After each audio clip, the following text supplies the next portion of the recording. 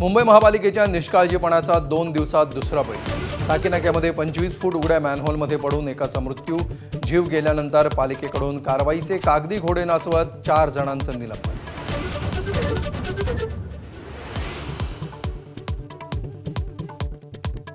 दुर्घटनेसाठी जबाबदार असणाऱ्यांवर सदोष मनुष्यवधाचा गुन्हा दाखल करा।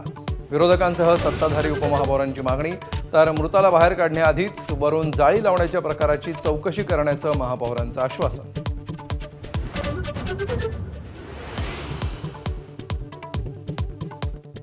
4 आणि 5 जुलैला मुंबई, ठाणे, पुणे, रायगडमध्ये जोरदार पावसाचा इशारा।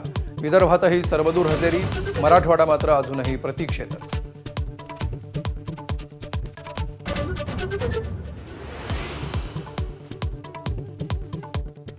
शिवसेनेतील इनकमिंगमुळे सत्ताधाऱ्यांमध्येही भीती।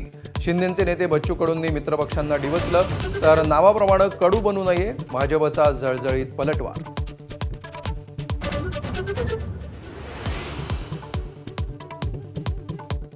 महिला शेतकरी सक्षमीकरण विधेयक विधानसभेत मंजूर। शेतीपूरक व्यवसाय करणाऱ्या महिलांनाही शेतकऱ्यांचा दर्जा मिळणार, तर महिलांची मतं मिळवण्यासाठी खटाटोप, जयंत पाटलांचा आरोप।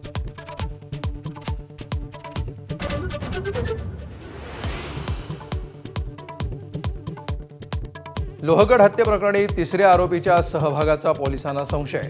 तर सिया आणि चेतनची लाय डिटेक्टर टेस्ट होण्याची शक्यता। दोन्ही आरोपींनी मोबाईलमधून पुरावे नष्ट केल्याची शक्यता।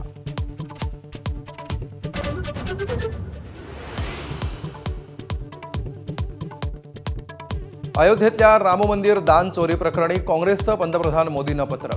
सुप्रीम कोर्टाच्या देखरेखीखाली चौकशीची मागणी। तर आणखी चौकशीसाठी SITची टीम अयोध्येत दाखल।